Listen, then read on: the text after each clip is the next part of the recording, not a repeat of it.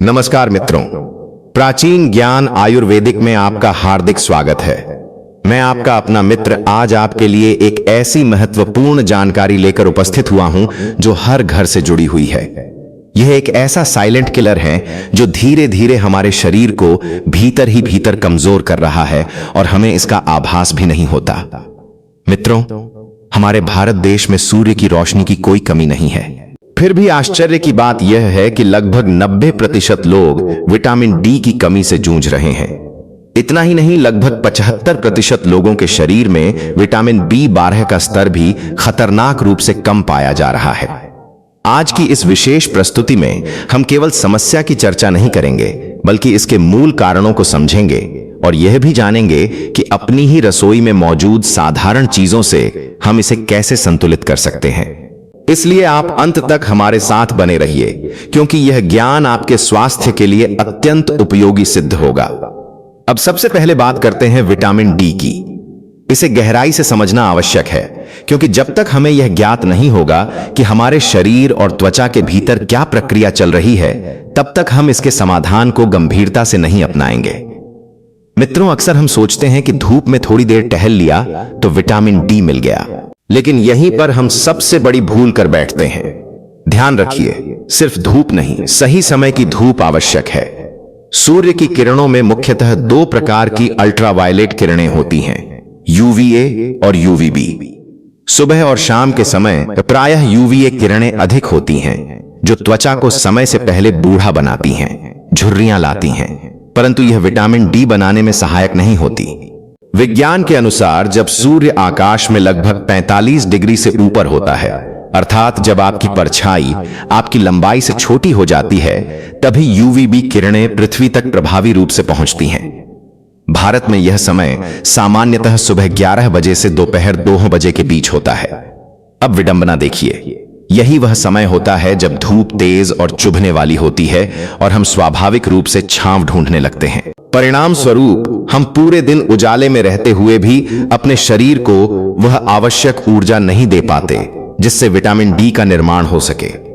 प्रकृति ने हम भारतीयों को मेलानिन नामक एक अद्भुत सुरक्षा कवच दिया है, जो हमारी त्वचा को गहरा रंग प्रदान करता है।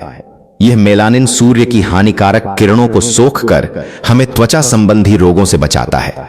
ठंडे देशों के लोगों में यह कम मात्रा में होता है, इसलिए उन्हें थोड़ी सी धूप से ही पर्याप्त विटामिन डी मिल जाता है। लेकिन यही मेलानिन जो हमें सुरक्षा देता है, वह यूवीबी किरणों को त्वचा के अंदर गहराई तक पहुंचने से भी रोकता है। परिणाम स्वरूप एक भारतीय व्यक्ति को, विशेषकर सांवली त्वचा वाले को, विटामिन डी प्राप्त करने के लिए गोरे व्यक्ति की तुलना में 3 से 5 गुना अधिक समय धूप में बिताना पड़ता है। अर्थात यदि किसी विदेशी व्यक्ति के लिए 15 मिनट की धूप पर्याप्त है, तो हमें कम से कम 45 मिनट से 1 घंटा धूप में रहना आवश्यक हो सकता है। इसके साथ ही हमारी आधुनिक जीवन शैली भी इस समस्या को बढ़ा रही है। आजकल हम घर से बाहर निकलते समय SPF 30 या 50 वाला सनस्क्रीन लगाते हैं, जो त्वचा को तो सुरक्षित रखता है, लेकिन विटामिन डी के निर्माण को भी काफी हद तक रोक देता है। मित्रों, अनेक शोध यह बताते हैं कि SPF 30 वाला सनस्क्रीन हमारी त्वचा की विटामिन डी बनाने की क्षमता को लगभग 95% से 98% तक कम कर देता है।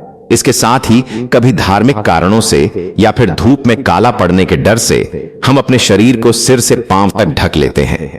परिणाम स्वरूप सूर्य की आवश्यकें हमारी त्वचा तक पहुंच ही नहीं पाती। शहरों में बढ़ता हुआ प्रदूषण भी एक बड़ा कारण है।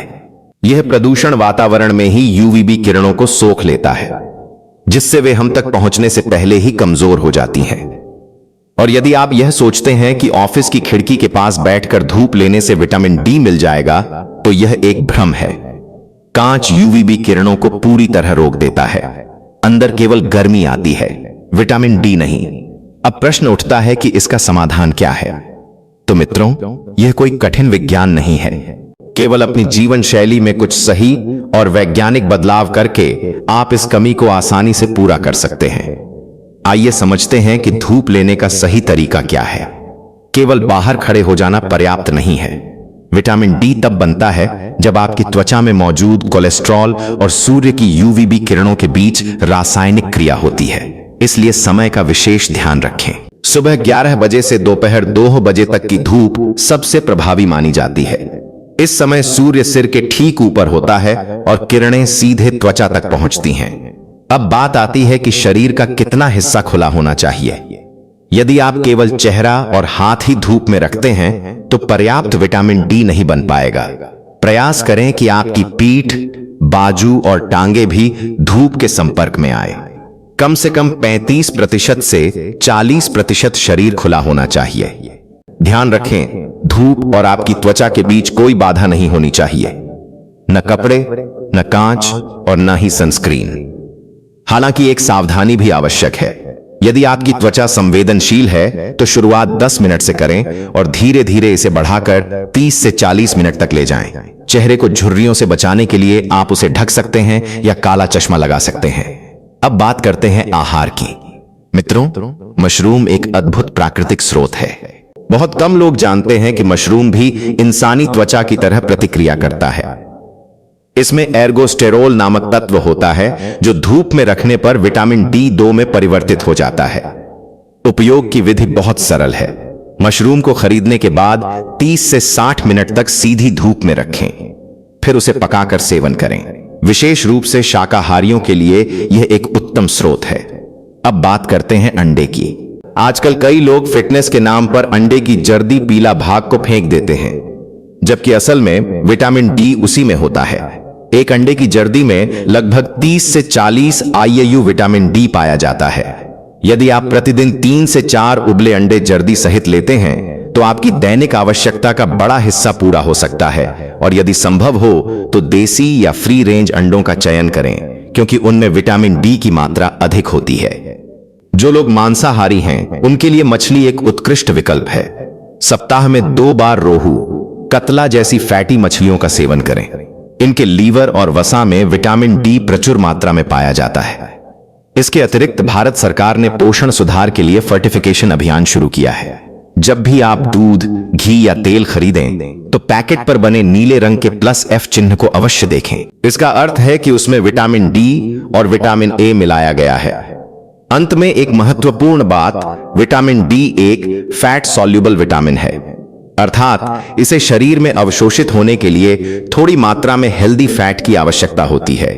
इसलिए अपने आहार में संतुलित मात्रा में घी, तेल या अन्य स्वस्थ वसा अवश्य शामिल करें। इसलिए मित्रों, जब भी आप विटामिन डी से भरपूर आहार लें या कोई सप्लीमेंट ग्रहण करें तो यह अवश्य सुनिश्चित करें कि आपके भोजन में थोड़ा देसी घी, कच्ची घानी का तेल या फिर बादाम, अखरोट जैसे नट्स अवश्य शामिल हों। बिना वसा के शरीर इस अमूल्य विटामिन को सही प्रकार से अवशोषित नहीं कर पाता। आशा है कि अब आप समझ गए होंगे कि विटामिन डी की कमी को जड़ से समाप्त करने के लिए किन बातों का ध्यान रखना आवश्यक है। यदि यह जानकारी आपके लिए उपयोगी सिद्ध हो रही है तो इसे अपने जीवन में अपनाना न भूलें। अब आगे बढ़ते हैं उस दूसरे महत्वपूर्ण तत्व की ओर जो हमारे देश में थकान, कमजोरी और नसों की समस्याओं का एक बड़ा कारण बन चुका है। यह है विटामिन B12, जिसे वैज्ञानिक भाषा में कोबालामिन कहा जाता है। मित्रों, यदि आपको सुबह उठते ही थकान महसूस होती है, हाथ पैरों में झंझनाहट या चींटियां चलने जैसा अनुभव होता है, या फिर आप छोटी छोटी बातों पर चिड़चिड़े हो जाते हैं, तो यह संकेत हो सकता है कि आपके शरीर में विटामिन B12 की कमी है। अब इसके मूल कारणों को समझना अत्यंत आवश्यक है। विटामिन B12 प्राकृतिक रूप से मिट्टी में पाए जाने वाले सूक्ष्म जीवाणुओं, बैक्टीरिया द्वारा बनाया जाता है। पशु इन बैक्टीरिया को अपने आहार के माध्यम से ग्रहण करते हैं और यह उनके शरीर में संचित हो जाता है। फल, सब्जियां और अनाज में यह विटामिन प्राकृतिक रूप से नहीं पाया जाता। यही कारण है कि भारत जैसे देश में, जहां बड़ी संख्या में लोग शुद्ध शाकाहारी हैं, वहां B12 की कमी व्यापक रूप से देखने को मिलती है। पुराने समय में लोग सीधे प्रकृति से जुड़े रहते थे, कुएं का पानी पीते थे और जमीन से निकली सब्जियों को बिना अधिक रासायनिक सफाई के उपयोग करते थे। इससे उन्हें थोड़ी बहुत मात्रा में B12 भी प्राप्त हो जाता था। लेकिन आज के पेस्टिसाइड और RO पानी के युग में यह प्राकृतिक स्रोत लगभग समाप्त हो गया है। अब एक और महत्वपूर्ण कारण हमारी रोजमर्रा की आदतें। भोजन के बाद चाय या कॉफी पीना हम में से अधिकांश लोगों की आदत बन चुकी है।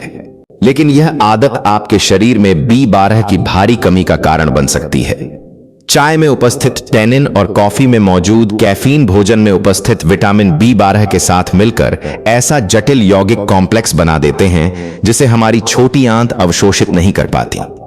साथ ही इनका अम्लीय स्वभाव उस प्रक्रिया को भी प्रभावित करता है जिसके द्वारा शरीर B12 को ग्रहण करता है। इसलिए यदि आप चाय या कॉफी के शौकीन हैं तो भोजन और चाय के बीच कम से कम 1 से 1.5 घंटे का अंतर अवश्य रखें। भोजन के तुरंत बाद चाय पीना मानो अपने ही पोषण को नष्ट करना है। अब बात करते हैं दूध की। हमारे देश में यह मान्यता है कि दूध को जितना अधिक उबालेंगे वह उतना ही शुद्ध होगा, परंतु सच्चाई इससे भिन्न है। विटामिन B12 एक अत्यंत संवेदनशील तत्व है जो अधिक गर्मी से नष्ट हो जाता है। जब आप दूध को बार बार उबालते हैं या लंबे समय तक धीमी आंच पर पकाते हैं तो उसमें मौजूद B12 की मात्रा 30% से 50% तक घट सकती है। इसका सही तरीका यह है कि दूध को केवल एक बार उबालें। जैसे ही उफान आए गैस बंद कर दें। बार बार गर्म करने के बजाय उसे ठंडा करके सुरक्षित रखें और आवश्यकता अनुसार ही पुनः गर्म करें। विशेषकर माइक्रोवेव में दूध गर्म करने से B12 का अधिक नुकसान होता है, इसलिए पारंपरिक तरीके से गर्म करना ही उचित है। मित्रों, विटामिन B12 केवल एक पोषक तत्व नहीं है, बल्कि यह हमारी नसों का सुरक्षा कवच है। इसकी कमी हमारे नर्वस सिस्टम को स्थायी रूप से प्रभावित कर सकती है। अब समाधान की ओर बढ़ते हैं। बहुत से लोग मानते हैं कि शाकाहारी होने के कारण उन्हें B12 के लिए केवल सप्लीमेंट्स पर निर्भर रहना पड़ेगा, लेकिन यह पूर्ण सत्य नहीं है।